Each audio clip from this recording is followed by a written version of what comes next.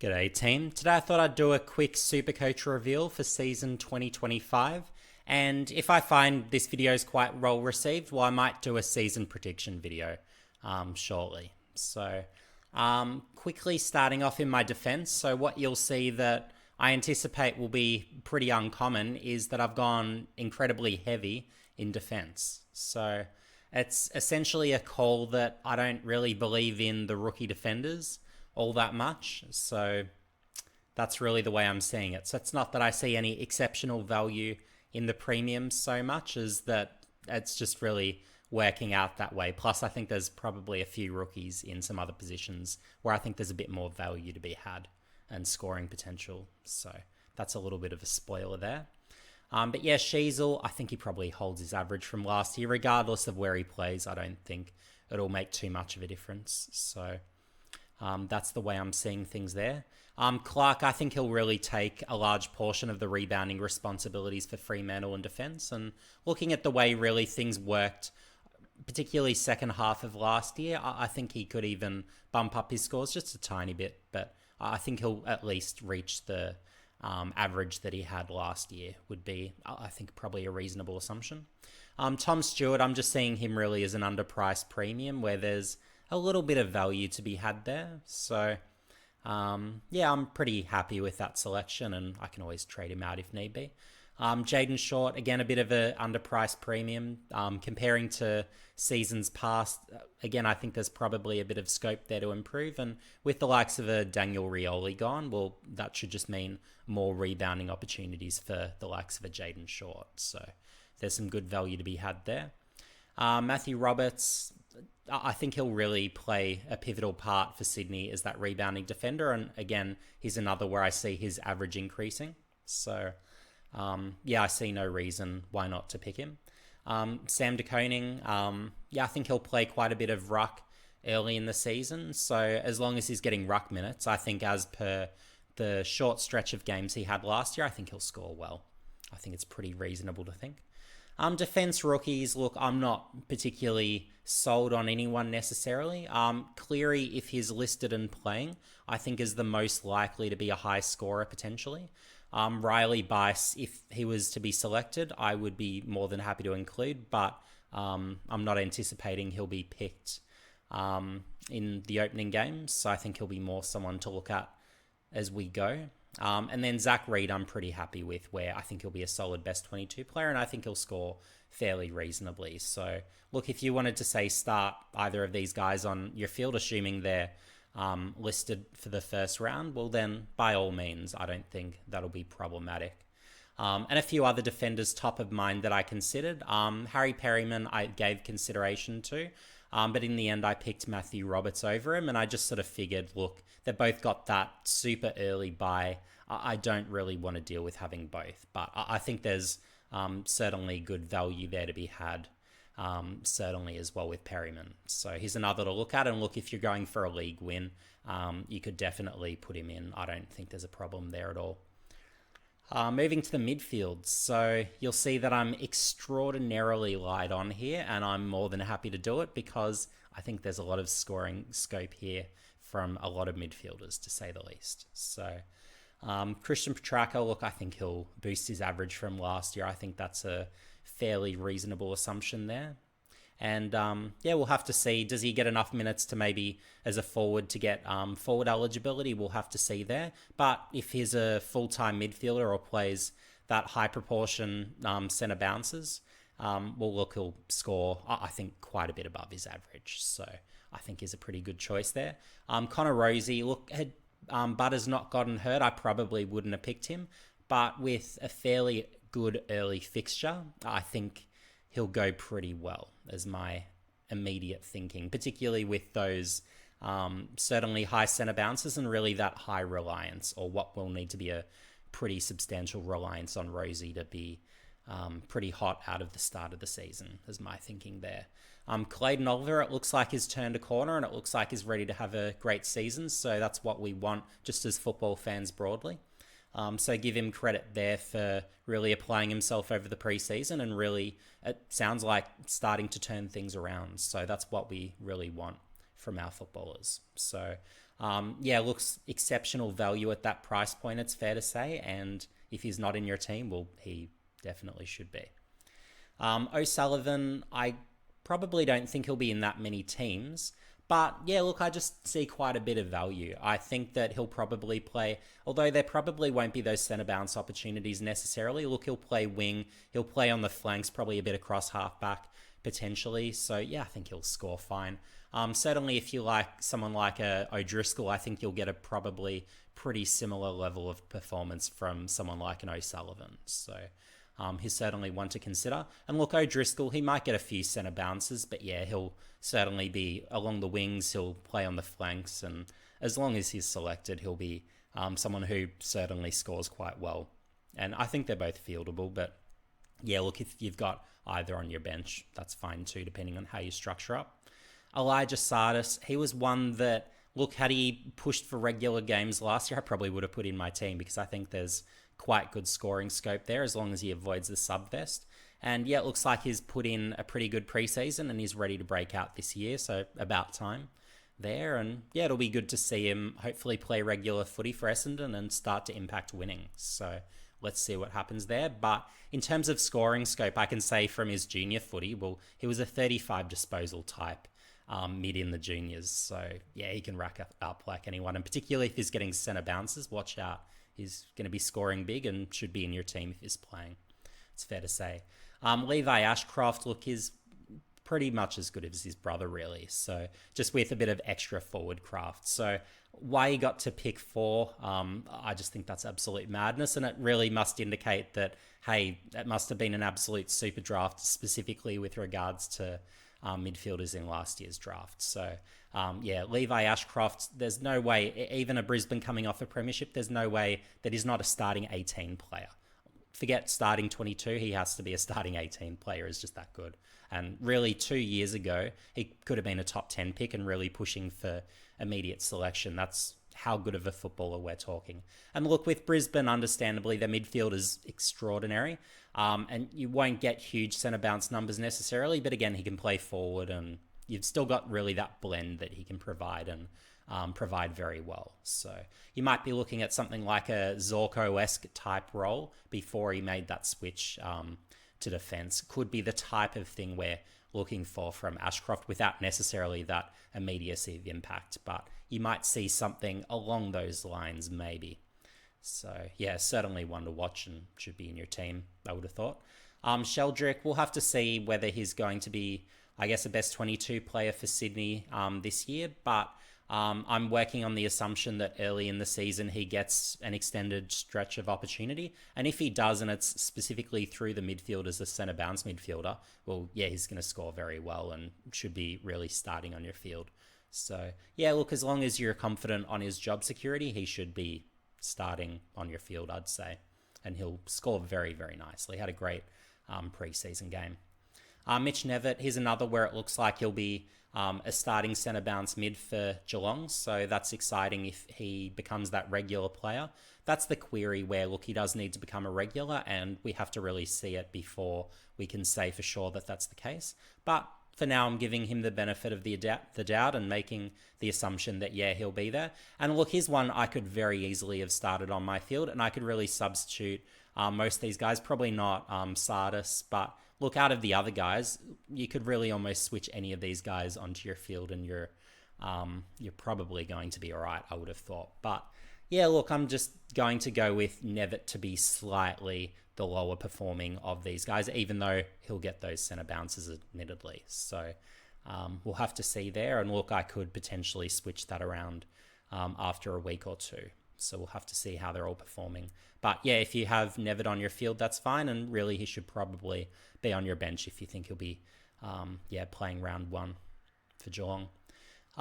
Lucas Campriali, look, he looks pretty comfortable, honestly, on a wing for Carlton. And I don't see why he won't be, certainly out of the gates, a regular. I think he's actually got that scope to be a regular component and a plus actually for Carlton's team. So look, if you've got a young guy who's performing at a really quite a good level, well, yeah, give him a go. And I think Carlton probably do that. So I guess you could say it's to a degree speculative. It's not like he was an early pick in last year's draft. But yeah, I think he probably gets those early opportunities, and if he does, I think he'll make a good amount of money because he'll find enough of the footy. He won't get spectacular numbers, and he's certainly not someone to start on your field, but he's one to consider nonetheless. If you want to go the extreme number of midfielders as I have.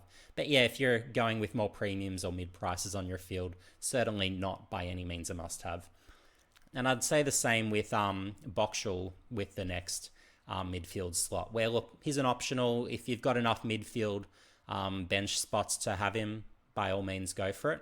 And it's speculative to say that he's going to be a best 22 player out of the gates. But yeah, look, with a few injuries to some key pieces for St Kilda, I think he possibly gets those early opportunities, particularly with the early signs looking quite positive. So yeah, I'm liking what I'm seeing, and yeah, he's in my team for now. So yeah, pretty happy with that midfield mix. In terms of if I was to fit other premiums in potentially, certainly Dacos is very appealing. But again, with that early buy, with an early sort of pretty tricky early fixture in terms of there's a lot of good teams that Collingwood are playing early, look, I'll take the risk on not starting him at this stage. And in terms of the salary cap amount, so if I go up here with that amount, well, yeah, I'm pretty happy with what I'm going in with. And it just sort of works structurally for me that, yeah, Dacos isn't in my team. So, yeah, for structural reasons, I could easily put him in. But yeah, for now, I'm more than happy with this group. So yeah, if I was adding one, he'd be the main one that I'd add to this midfield. But yeah, I'm pretty happy, and I could easily slot like a forward DPP in there if I wanted to, say, swap out one of these guys, and that's more than fine. That'd be roughly the thinking I'd be taking between now and round one when I finalise my team. Looking at the rucks, so De Koning, I'm going to assume that he'll be the number one ruck and there won't be a second. Carlton, if they're going to play someone like a Lewis Young as an example and not give De Koning those substantial ruck minutes, I think they'll be losing football games ultimately, and they won't be getting the same output from a De Koning. Because it was pretty obvious last year, and I made a video on it last year, where essentially Carlton, anytime they were playing just De Koning as their sole ruck and had Pitternet in the VFL or was injured or whatever the case may be, well, De Koning was going amazing and Carlton were going amazing. So, yeah, that'll be really something that Carlton fans should watch for. If it's something like a De Koning playing the bulk of the ruck minutes and just have someone like a Harry McKay playing those last few minutes just to relieve De Koning when he needs that bench spell, I think that's the way they're going to win footy games and get the most from De Koning. So we'll have to see how that goes. But yeah, I'm very comfortable having him there. And yeah, certainly for round one, De Koning, I'm pretty happy taking in with that vice captain on him.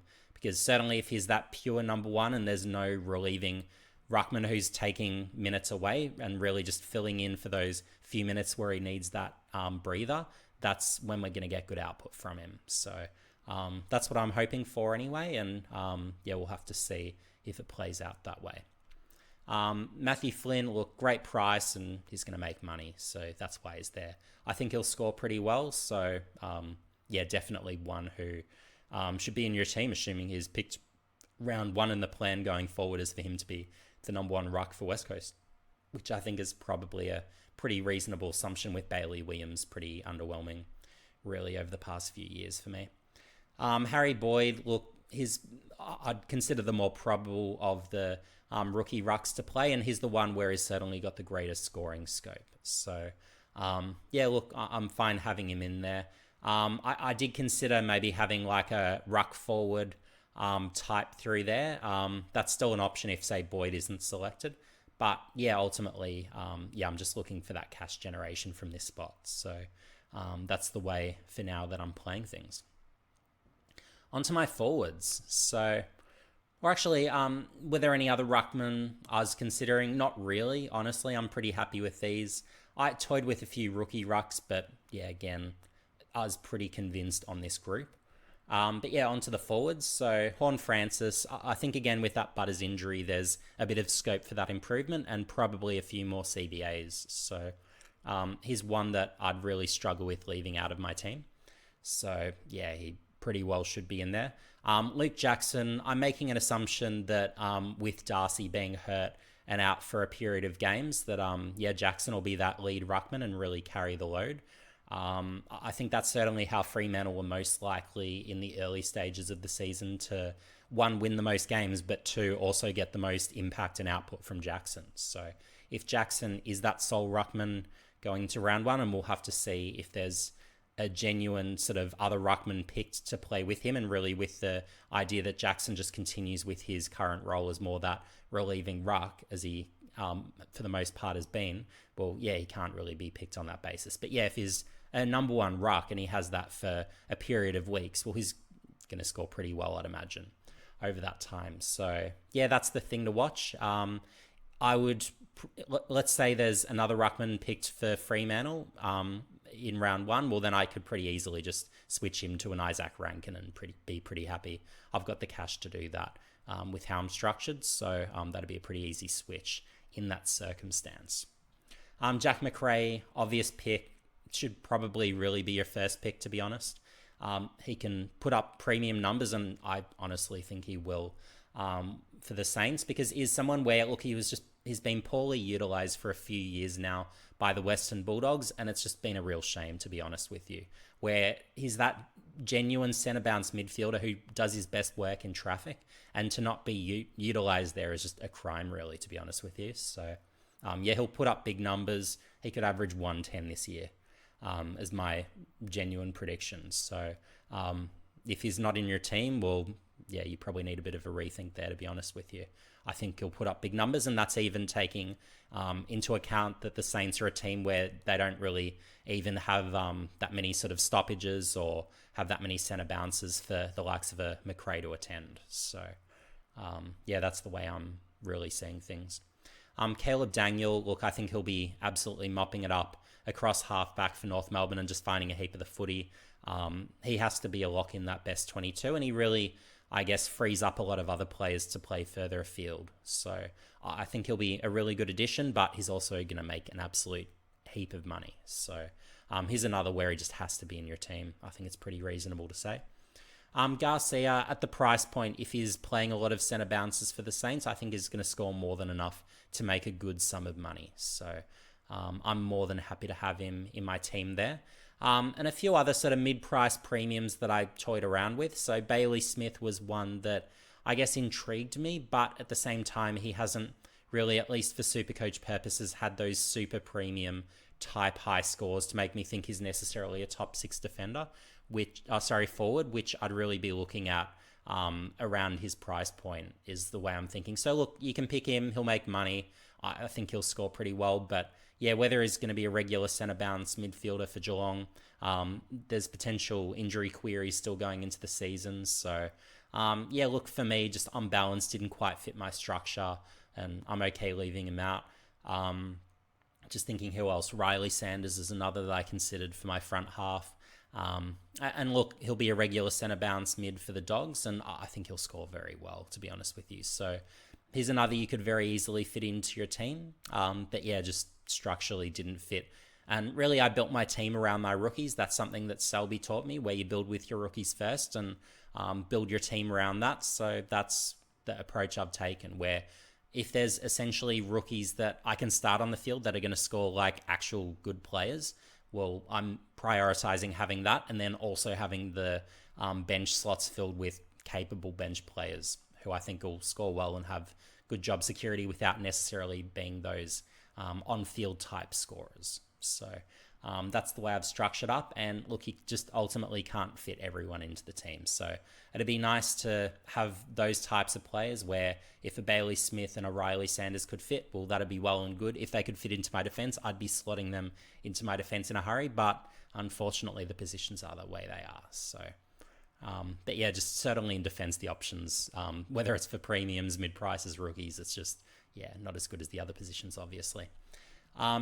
Davidson, look, I'm liking the look of him. I think he'll be scoring more than well enough to be starting on your field. So, yeah, that's why he's there. So, yeah, it looks like he'll be set for a good year on a wing, and yeah, he'll work hard, and yeah, it looks like a goer who's going to be a regular best 22 piece. So, I think that's a pretty straightforward selection there, and he's someone where you really need him in your team. Looking at the bench options in the front half, so Elijah Hewitt, I think is a good option. And let's say one of these midfielders don't work out here, I can pretty easily switch him in and put someone else onto my bench here. But yeah, I think he'll score pretty well, and particularly if he's getting centre bounces as a mid. So yeah, he could end up being one that I potentially even put on my field. So that's certainly a possibility that I've toyed with. So yeah, I think he'll have a good year, injuries permitting anyway. So, and then Ben Paddens. So look, he won't be a huge scorer, but the idea is having that forward defense link, I think, is probably a pretty handy thing to have, because what if one of these rookie defenders flops? Well, what happens? I can easily switch a pattern into defense, and then I can always go with a forward rookie who may have had a few early good games. So it could be maybe a Kaka who's just had a random 100 game where, even though as a forward pocket and probably averages, let's call it 50 on the year in his type of role, well, what if he goes for 100 for a game or that sort of thing? Well, then I can always sort of flip him in. So or someone else like that, maybe a Berry, same sort of idea. So it just gives those opportunities. In terms of other forward rookies I considered, look, again with the price point, if we look here, I've got that much to toy with. So if I had more money, maybe I'd go to someone like let's say a Tom Lynch or maybe a Sam Palpepper. There are other types that I strongly considered and I think would also represent good value. I didn't necessarily want to start either of them on my field, but if you've got the money sitting there and you can fit them onto your bench, well, yeah, I think that's more than fine. And my captain selection and my flex player. So, yeah, Tristan Jerry, I think just looking at what he did last year with how he was scoring, I don't really see why there'd be any pullback, to be honest, this year. So I think he's a pretty solid captain option. And, yeah, I think he should probably be in most teams, to be honest with you. So, yeah, and whenever you've got these, I guess, super duper high priced players and you think they're at least going to maintain their average, if not probably slightly improve on it, as I think is probably the likely scenario, well, yeah, you should really be in your team, particularly if they're putting up those captain scores and they can be pretty well a perma captain, which is, yeah, what I'm projecting. So yeah, if you've got any questions about my team, let me know. If you want to know about any particular players, let me know. Do note that certainly over the last really 24 months now, actually, I haven't watched any junior footy as well. So anything from, I don't even know what year it would have been, 2022 draft or whatever it would have been, the 2022 year. So yeah, 2022 draft or sort of anything from there or before. I'm absolutely across the junior talent, but guys picked after that, well, it's really just based on what I'd seen of them in that 2022 season or earlier that I've got that knowledge on. So otherwise, yeah, I'm not even following the state leagues. It's just whatever's happening at AFL level. And look, I'm actually probably a pretty casual watcher these days. So although I do still have, I guess, enough of a knowledge to, I guess, yeah, give you guys this video today.